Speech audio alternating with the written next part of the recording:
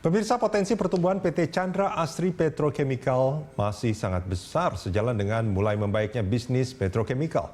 Kita akan membahas prospek bisnis dan kinerja saham PT Chandra Asri Petrochemical bersama analis dari Bina Arta Sekuritas, Nafan Aji Gusta. Apa kabar, Mas Nafan? Iya, selamat pagi Mas Rudi, kabar saya baik. Baik, Mas Nafan, ini kalau kita bicara Chandra Asri, ini nampaknya di kuartal 1 2021 ini nampaknya kinerjanya juga ini ya, sangat baik. Atau bagaimana Anda melihat? Betul.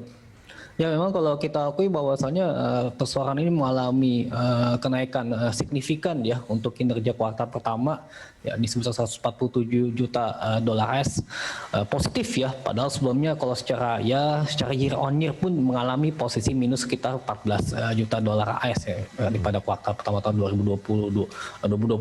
Memang kita akui bahwasannya terjadi kenaikan signifikan pun juga lebih dipengaruhi oleh katalis positif daripada misalkan adanya potensi pemulihan ekonomi global yang menyebabkan terjadinya kenaikan harga minyak dunia, sehingga hal tersebut juga tidak terlepas dari meningkatnya harga jual produk petrokimia. Misalkan ada etilen, kemudian juga ada polietilin, ada polipropilin misalkan seperti itu. Jadi otomatis hal tersebut memberikan kontribusi positif ya bagi perusahaan dalam hal peningkatan pendapatan maupun juga laba bersih yang begitu signifikan. Belum lagi juga kalau kita akui memang selama ini kan juga pada tahun lalu memang kita dihadapi oleh pandemi COVID-19 yang menyebabkan terjadinya penurunan harga komoditas yang begitu signifikan.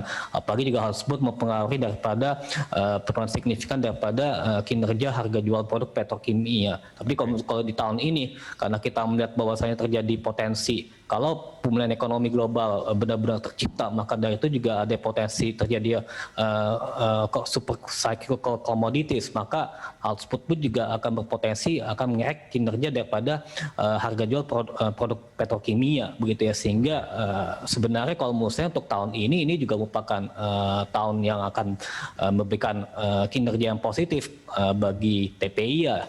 Oke.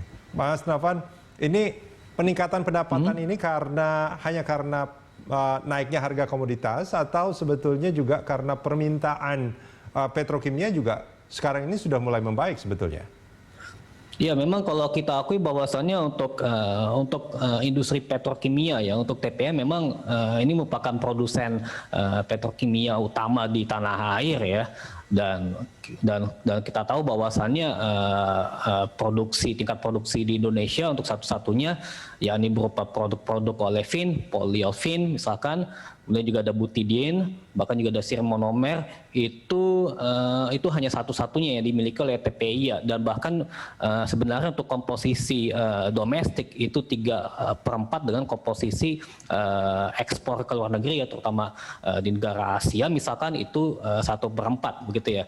Dan di sisi lain juga kalau kita melihat karena adanya terjadi pemulihan ekonomi pun juga hal tersebut memberikan katalis positif dari meningkatnya demand di sektor komoditas misalkan, maka dari itu juga hal tersebut juga turut mempengaruhi peningkatan permintaan pada petrokimia itu sendiri. Belum lagi juga kita tahu bahwasannya selain daripada adanya tren peningkatan demand misalkan di sektor tadi ya minyak yang menyebabkan terjadi kenaikan, kita tahu bahwasannya juga di Amerika Serikat pun juga US crude oil inventories pun juga mengalami stok yang minus gitu ya, sehingga hal tersebut juga mendongkrak kinerja harga minyak. Dan tentunya juga dengan adanya kenaikan produk petrokimia, kemudian juga diimbangi dengan adanya peningkatan demand, tentunya hal tersebut satu kontribusi positif daripada adanya peningkatan pendapatan maupun juga laba bersih dari TPI itu sendiri. Oke, nah ini kalau tadi disebutkan bahwa kebanyakan produksi dari Chandra Asri ini untuk pasar domestik